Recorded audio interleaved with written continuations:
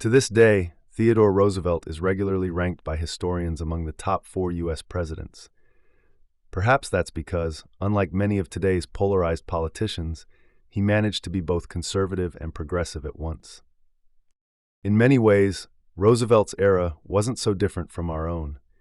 Geopolitical instability dominated the world stage, and society grappled with how to use the new technologies born of 19th-century capitalism and who should benefit from them. Born into a wealthy family, Roosevelt spent much of his life fighting against the notion that the United States should be governed by elites. He championed the working and middle classes, those he famously praised as the man in the arena. Even President Donald Trump has voiced admiration for Roosevelt. The two shared a belief in the expansive use of executive power. Roosevelt himself issued more than 1,000 executive orders during his presidency. Yet above all, one mission defined his career: elevating the United States to the status of a world power. In pursuing that goal, Roosevelt helped usher in what became known as the American century. But this summary begins long before he coined his famous phrase, "Speak softly and carry a big stick." To understand how it all started, we travel back to Manhattan, 5 years before the Civil War, where Roosevelt's remarkable story begins. On October 27, 1858, Theodore Roosevelt entered the world in a 4-story brownstone in New York City. His mother Martha, or Mitty for short, lay exhausted in the upstairs bedroom. His Aunt Anna moved through the house, attempting to manage the chaos that comes with any birth. Outside, the streets of Manhattan hummed with the hustle and bustle of a rapidly growing city. The nation was growing and straining, too.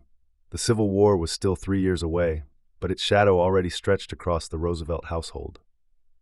Theodore Sr., to his family, was a staunch supporter of Abraham Lincoln and the Union cause.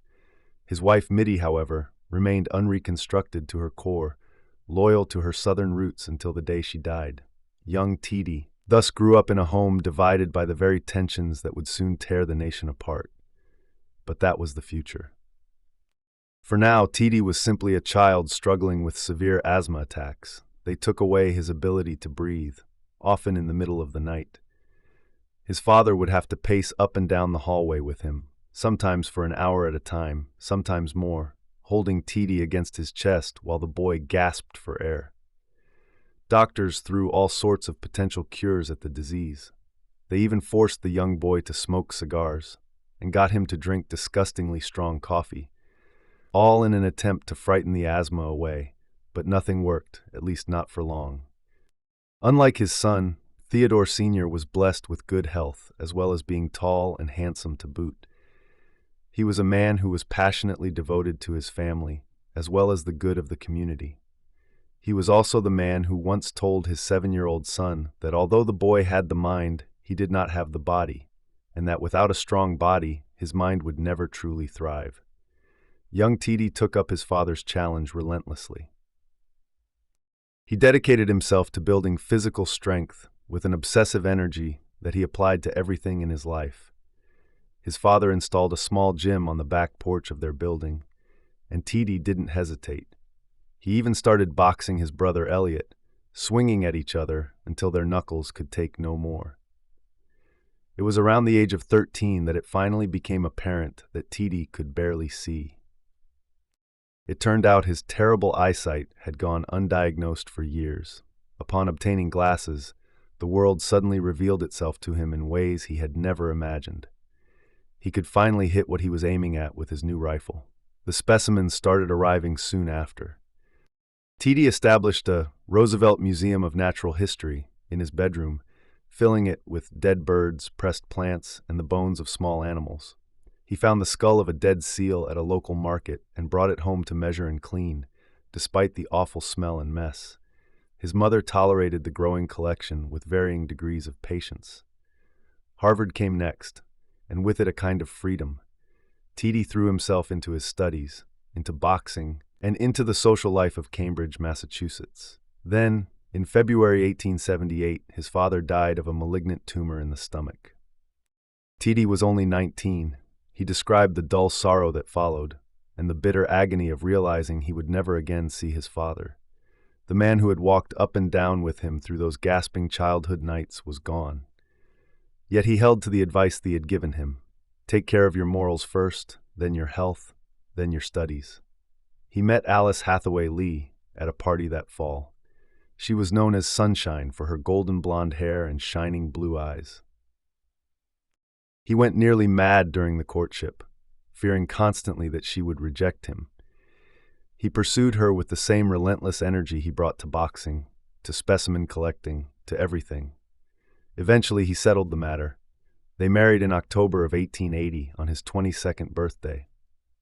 Then, against his family's warnings that politics was a dirty business for liquor dealers and low people, he entered the New York State Assembly at 23. He intended to be one of the governing class, he said, and he would not quit until he found out if he was too weak to hold his own in the rough and tumble of New York politics. He quickly made enemies by attacking the wealthy criminal class and corrupt judges. They even hired a thug to beat him. What the conspirators didn't know was Roosevelt's background in boxing. He proceeded to land a combination that sent the thug crashing against the bar. On February 12, 1884, a telegram arrived in Albany announcing the birth of his daughter. Hours later came a second telegram. His wife and mother were both severely ill. He rushed back to New York. 2 days later, tragedy struck twice. First, his mother died of typhoid fever. His wife Alice died of Bright's disease only hours later. He stood by her bedside as she slipped away. Later, he described the moment as the point when the light went from my life forever. In 1889, Roosevelt returned to the political arena as Civil Service Commissioner. The work was unglamorous.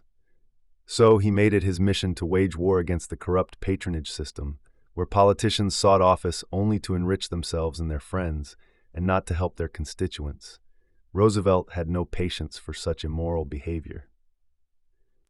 With him at the helm, the commission became a force to be reckoned with. He was known to storm into offices to ensure laws were being enforced, and he refused any leniency towards the corrupt spoilsmen who had become wealthy due to any sort of patronage. Roosevelt even used the newspapers to keep his work in the spotlight.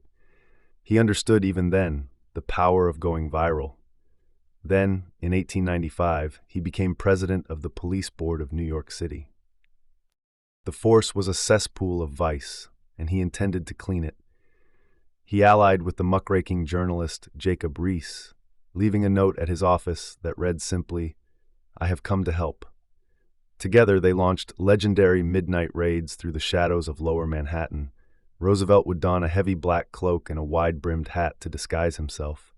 They would then proceed to terrify patrolmen who they found asleep or even gossiping with streetwalkers. Things began to escalate when he decided to enforce the Sunday liquor closing laws, a move that enraged the working class, who wanted their beer on their only day off.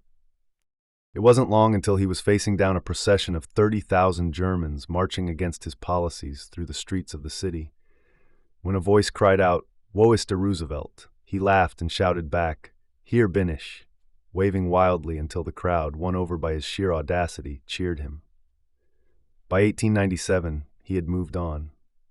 Henry Cabot Lodge lobbied intensely for his appointment as Assistant Secretary of the Navy. President McKinley hesitated, fearing Roosevelt would be a bull in a china shop. The prediction proved entirely accurate. Roosevelt had been thinking about naval power for years. His first book, published when he was just 23, was a serious study of the War of 1812 at sea. He believed a rich nation which is slothful was an easy prey, and he intended to make sure America would never be caught unprepared. From his new post, he began quietly positioning the fleet, and what better way to test the new American Navy than the brewing crisis in Cuba? Cuba at the time was still ruled by Spain, a European overlord maintaining its foothold in the New World. But relations between colonizer and colonized had broken down completely. Cuban rebels were fighting for independence, and Spain's crackdowns were becoming more severe. While newspaper titans pounded the drums for war, Roosevelt insisted that Spain governed on what he called archaic principles intolerable to the conscience of mankind. War was coming. The fateful day would be February 15, 1898.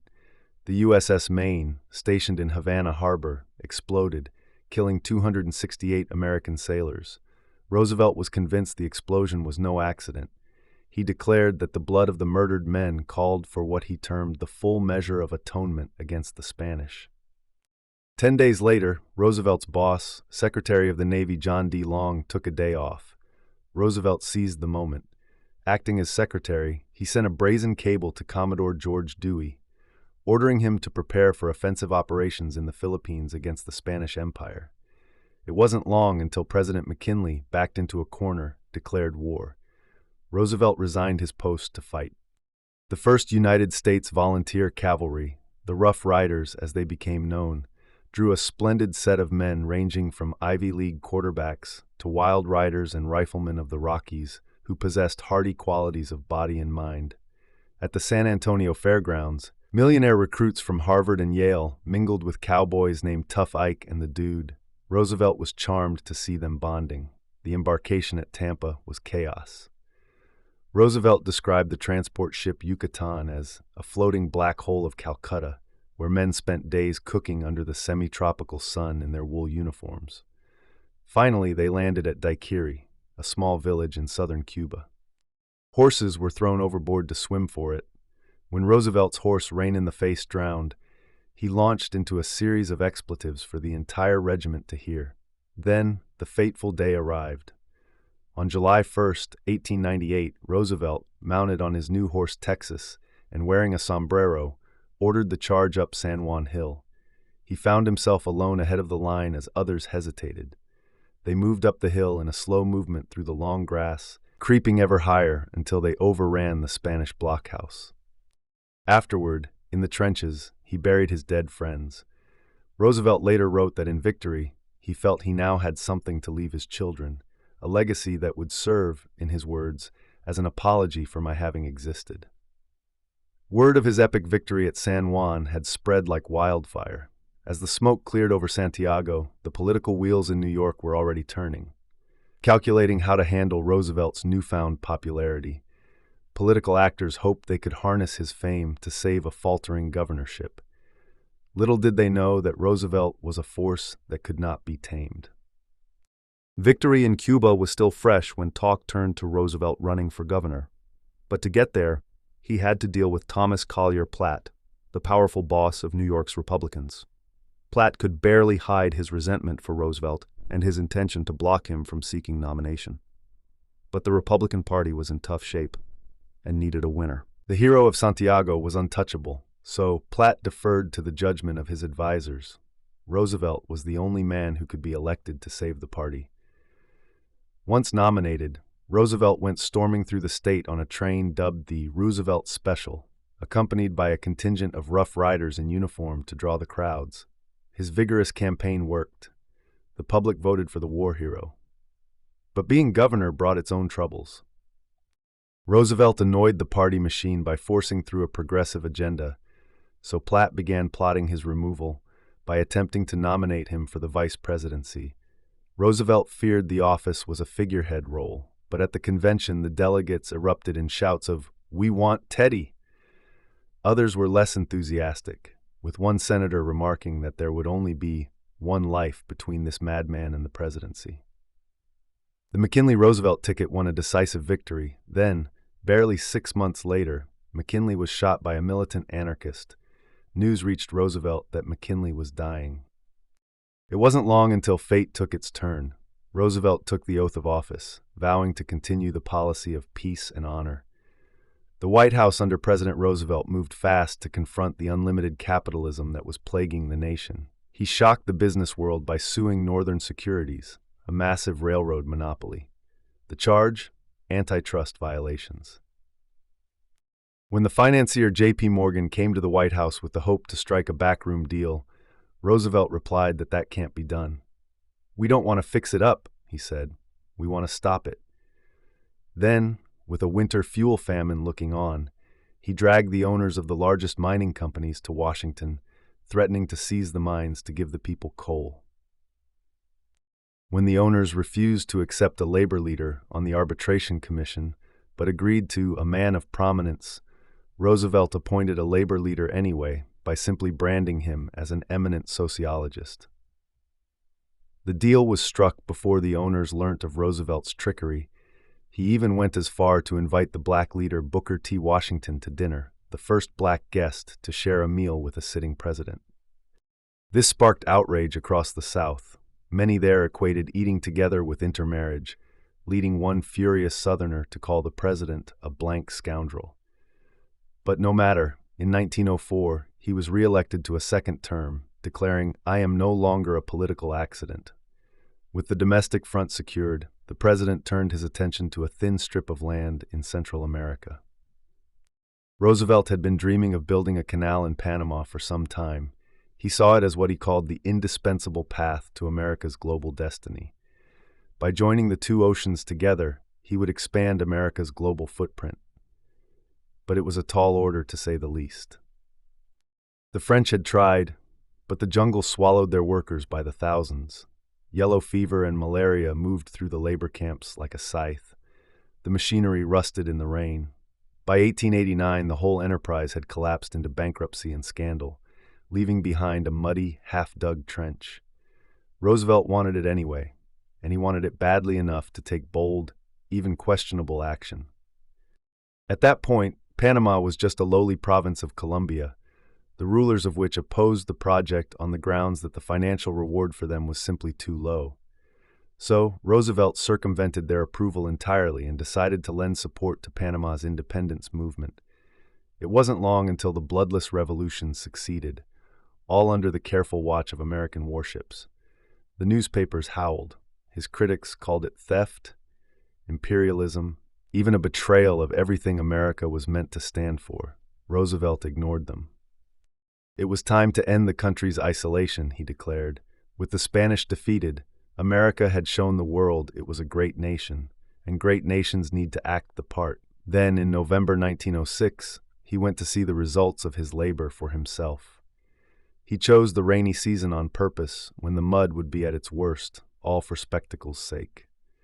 His critics called his trip reckless, but Roosevelt called it necessary. No sitting president had set foot on foreign soil in over a century, they said. He went anyway.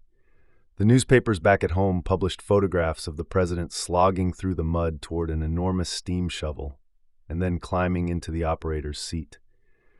The front pages would show the president in a white suit, completely soaked and filthy, but grinning as he worked the levers. America's isolation seemed officially over, when in 1907, Roosevelt sent the Great White Fleet around the world. 16 battleships with pearly white hulls steamed out of Hampton Roads. The impressive sight accomplished its goals. Public opinion swelled with pride, and it was now clear to possible adversaries that the American Navy was not a force to be crossed. The fleet returned in February 1909. Roosevelt was nearly done. Roosevelt's presidency ended on March 4, 1909. At 50 years old, he was America's youngest former president. He was anxious to take a break from politics and give William Taft, his anointed successor, space to govern. So ever the naturalist, he decided to go on an African safari sponsored by the Smithsonian. Upon his return a year later, Roosevelt found that Taft's policies had grown increasingly conservative. It wasn't long until his misgivings spilled out into acrimony. When Taft used the Sherman Antitrust Act to sue U.S. Steel for an action that President Roosevelt had explicitly approved, outrage commenced. So, in February 1912, Roosevelt announced his challenge for the Republican nomination. Even though he won all but one of 13 state primaries, the party bosses nominated Taft anyway at the convention. Roosevelt denounced them as thieves and led his delegates out the door as fistfights erupted on the convention floor. He formed a new party, the Progressive Party, to contest the election.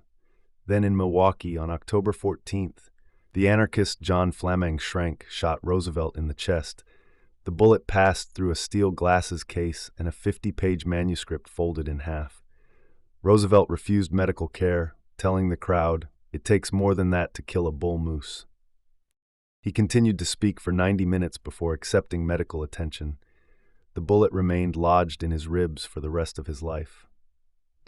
With Roosevelt and Taft dividing the Republican vote, Woodrow Wilson won the presidency, defeated and needing to conquer depression, the man who had once been that frail little boy sought out what would be his last feat of strength.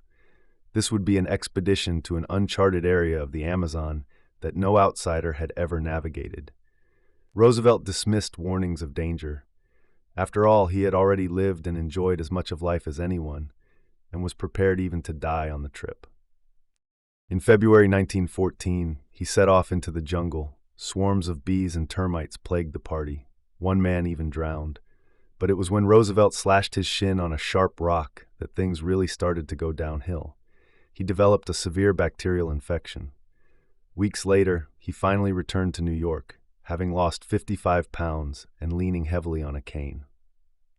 When the Great War came, he raged against the administration's lack of action. The tragedy struck home when his son Quentin was shot down. Roosevelt and his wife Edith walked into the woods together, his arm around her to mourn where no one could see them. "We must not weep," he declared.